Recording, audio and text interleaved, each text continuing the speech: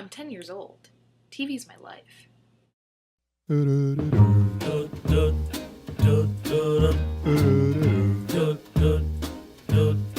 Today we're talking about 1992's Home Alone 2. Why are these people still parents? AKA Lost in New York. Home Alone 2 Lost in New York chronicles Kevin McAllister as he almost makes it to vacation with his family in Florida, but winds up getting lost in the airport that they had to transfer him from Chicago to New York to Florida.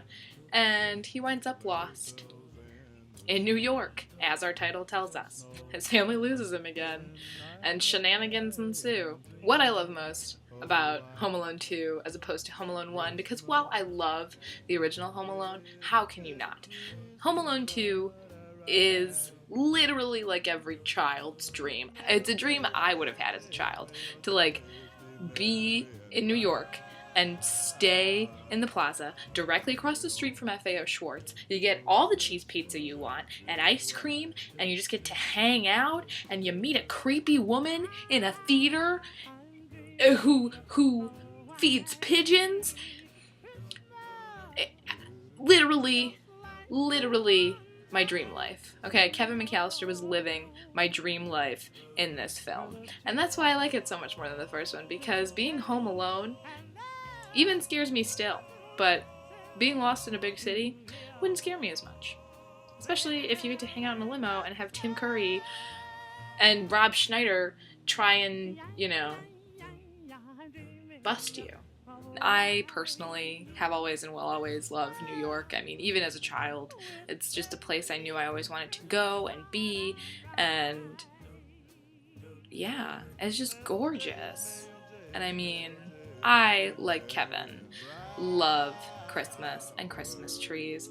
And the scene at the end, when he sees his mom at the big Rockefeller Center tree, I mean, I'm not gonna say it makes me cry, but leave it to John Hughes, always tugging away at my heartstrings. The Home Alone movies, for those of you that don't know, were written by John Hughes, which is obviously why I loved them so much.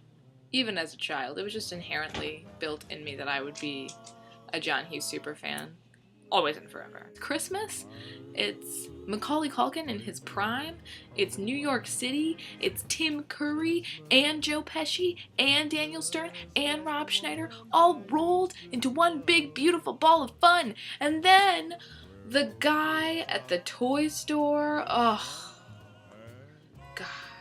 I think what I love most about the Home Alone movies is that while Kevin McAllister is kind of a punk and everyone hates him, I don't, he's got a lot of heart, He's a 10-year-old boy. Like, how do you expect him to behave?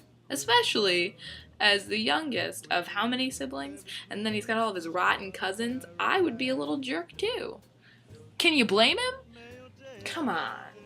Cut Kevin McAllister some slack, you jerks.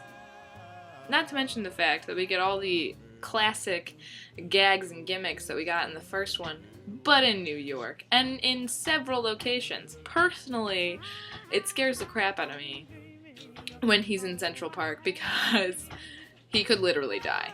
Then the pigeon lady comes and saves him because they each have a dove because they're friends, and so much love and heartbreak. I love Home Alone 2. I love that everyone's back. I love that we get all of our, cast members. I hate Buzz. Always will. He's such a little jerk. I'll never forget the moment when I was watching Home Alone 2. I was old enough for it to be weird, but I was sitting there and I'm like, that's Tim Curry. That's Dr. Frank. That's Nigel Thornberry. And my entire world came crashing down. I literally lost my mind. And then I asked myself, how tall is he? Because he looks so tall in Rocky Horror, but so short in Home Alone 2, it just doesn't make any sense to me. I will also say that I like Home Alone 2 more than, say, perhaps Eloise at the Plaza, because I thought Eloise was a little bitch. Merry Christmas, you filthy animal. And a Happy New Year. They had put a fart machine into my sleeping bag.